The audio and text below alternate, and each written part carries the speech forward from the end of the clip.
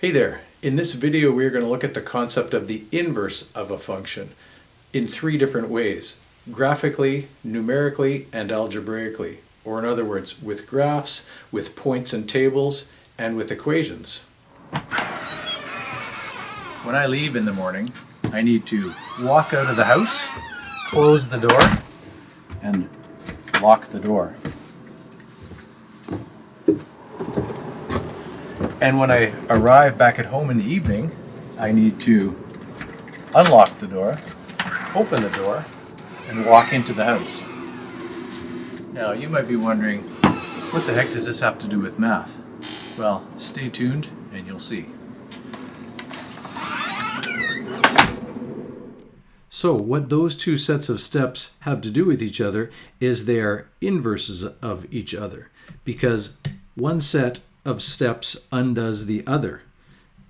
Thinking about it again, when I leave in the morning, I need to do three things, right? Walk out of the house, close the door, lock the door. And then when I arrive back at home in the evening, I have to unlock the door, open the door, walk into the house, as of course you saw, and of course is pretty logical. But there's things to notice here. Every step in the first set is the inverse of one of the steps in the second step, right? Walk out of the house, walk into the house. Close the door, open the door. Lock the door, unlock the door. And as you notice, not only is each step in one set the inverse of a step in the other set, you have to perform them in the reverse order. The first thing that you do leaving is the last thing you undo coming back. So again, each step in the second set is the inverse of one of the steps in the first set, and you have to perform them in the reverse order. Now, we're going to look a little more closely and mathematically at inverses here. In the same way, functions can be inverses of each other if they undo each other. The mathematical operations in one function are the inverse of those in the other function, just like what we just saw with the leaving in the morning and coming home at night. And if you look at these two functions here, y equals 2x minus 3 and y equals x plus 3, all divided by 2. You notice that in the first one, you multiply by 2, then subtract 3. Multiply by 2, then subtract 3. Well, the inverse of that is add 3, then divide by 2. It's the inverse steps in the reverse order in that function. If you look at tables of values for those two functions, you can see this inverse relationship numerically. So we fill out some values here. We've got x values for both. Now, you might be wondering, why are those x values different for those two functions? You will see shortly. So we fill out the first table just by substituting in the x values. We get the y values there. And now you might be onto something here. We do the same for the other table, put those x values in. You get those for y values. Now, you may notice that the x values here are the y values here, and the y values in this function are the x values over here. And that is exactly correct. These points over here are just these points with the x and y reversed. Because if you think about it, if you put a number in here and you multiply it by 2 and you subtract 3, say this point here, if you take that first function and you put in 4, and you work it out, you get a 5, right? Y is 5. When x is 4, y is 5. Well, you multiplied by 2 and subtracted 3. The other function just says to do the inverse of those things, right? So if you take this function and now you put this number in, put a 5 in, right? Because that's what that says there. Put a 5 in, you add 3, and then you divide by 2. You're just undoing the things you did up here. So if you take the end result, the y value there, and you do the inverse operations, you get back to the beginning, right? This ends up being 8 over 2, which is 4, right? All of those points are just reversed in the inverse. Two functions that are inverses have tables of values where the coordinates are reversed. X and y are reversed. Now we're going to graph these two functions and see what kind of relationship we can see between them graphically. You can create the graph by just graphing the points from the tables of values, drawing a line through them, or you can use your knowledge of graphing lines That one's in slope-intercept form. That's just a little bit of a change to do that. So either way, you create the graphs, and the first one, that's the line, right? And the second one, that's the line. And you might be saying, well, I don't know, what's the relationship between those two things? Well, we're going to put something else on here, and it'll help you see the relationship. That line down the middle, that line is the line y equals x, and that is the line that relates those two graphs. Because if you look at it, that's actually a line of reflection. Those two things are images of each other, reflections across that line, across the line y equals x. And you're going to find that that's true of any two functions that are inverses, any two relations that are inverses, that they are reflections across the line y equals x. Now, if you look specifically at the points here, pick any point on the red line, right? Like this one here. It's directly across from that point right there. And say this point is directly across from there. This point up here is directly across from there. It's an image, a reflection across that line. And if you look at the coordinates of those points, say this one, the coordinate of that point is -1, -5. Well, if you look at the one that corresponds to that one, this up here, the coordinates of that one are -5, -1. That's that same relationship we saw in the table where those coordinates are reversed. When you reverse coordinates of points, they are reflections across the line y equals x. And then one other thing to notice is for this pair of inverse functions here, there's one invariant point, and it's that one. That point is invariant, it doesn't change. It's invariant because if you think about the coordinates of that point, the coordinates of that point are 3, 3. And if you reverse the coordinates of that, they don't change. Any point along that line is going to be invariant, and it's just because the y and the x are the same. It's right there in the name of the line. The equation of the line is y equals x. They're equal, so they don't change. All right, now we're going to look back at the equations and see if we can gain some more understanding by looking at this algebraically. So we're going to do this. We're going to take each of them and we're going to switch x and y. And that corresponds to what you saw in the table. X and y coordinates were switched. And on the graph, that reflection over the line y equals x was the coordinates being switched. So if we switch x and y in either one of these, we'll start with this one. And what I mean is this is going to become x and this is going to become y. So we have x equals 2y minus 3 instead of y equals 2x minus 3. This is in fact the inverse of this. And to show that, what we can do is we can isolate y here in this. So just like you've solved equations lots before, right? You add 3 to both sides and you then have x plus 3 equals 2y, and then you divide by 2 on both sides, and you have y equals x plus 3 over 2, right? And that is that function over there. We can do the same here just to confirm. So if we switch x and y in this, we have x equals y plus 3 over 2. And then if we go about solving that, first thing we need to do is times both sides by 2. And then we have 2x equals y plus 3.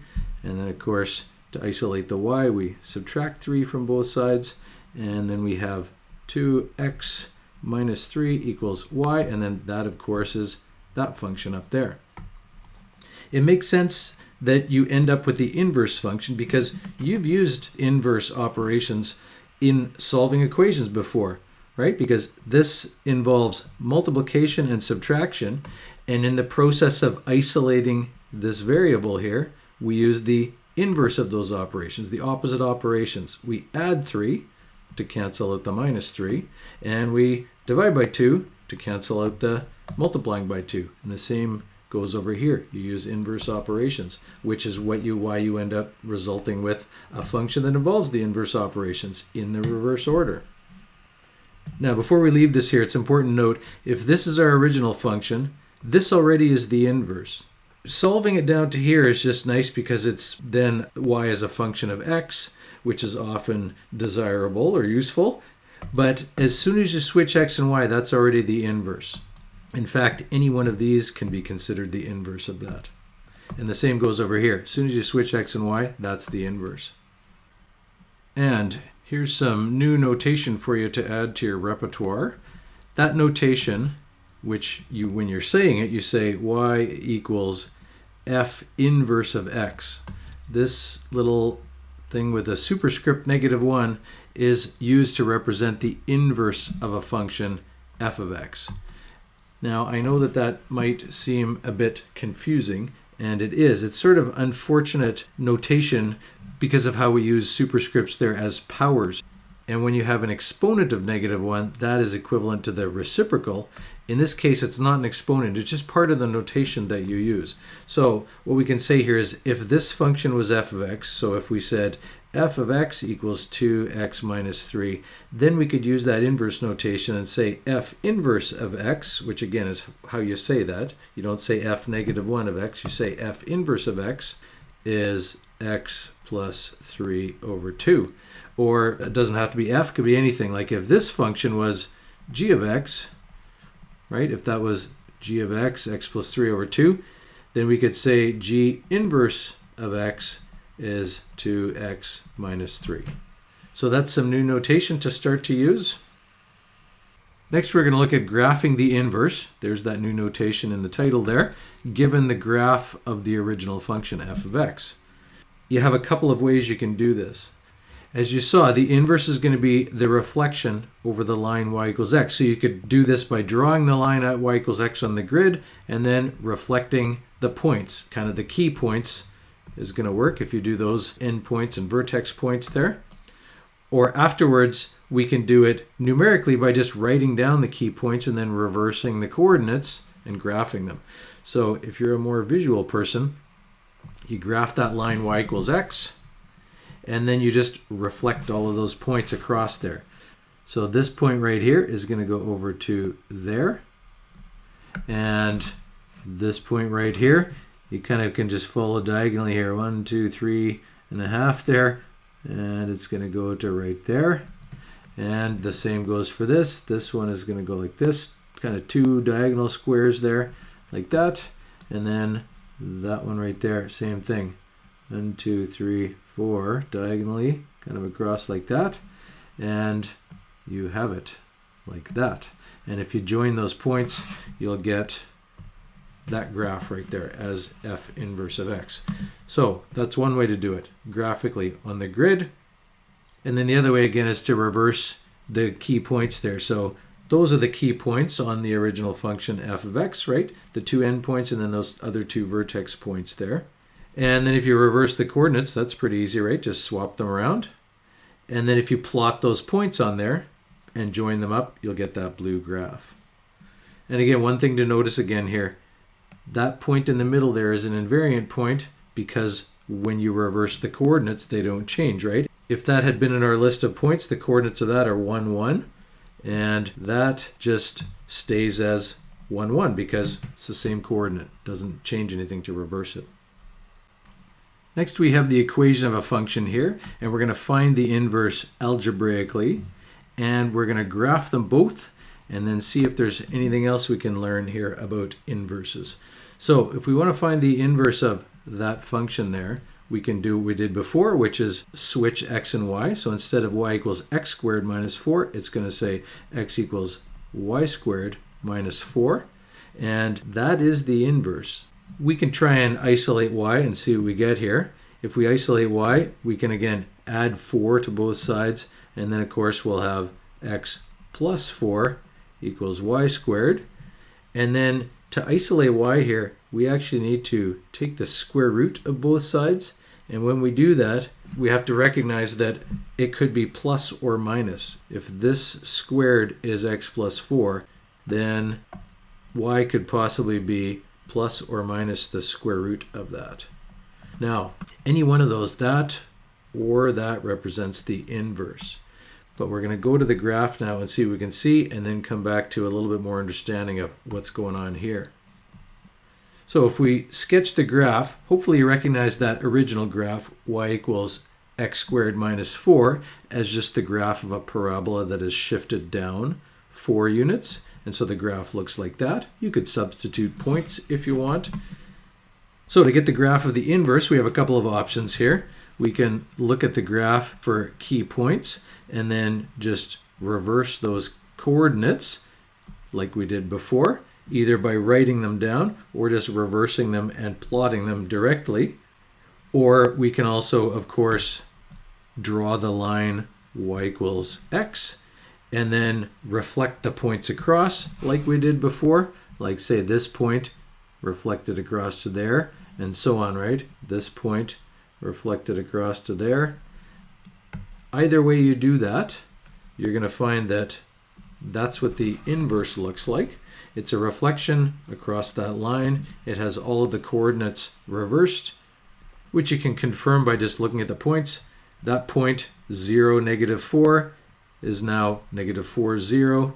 This point right here, 2, 0 is now 0, 2, and so on. And while we're looking at it, there's a couple of invariant points there, right, on the axis.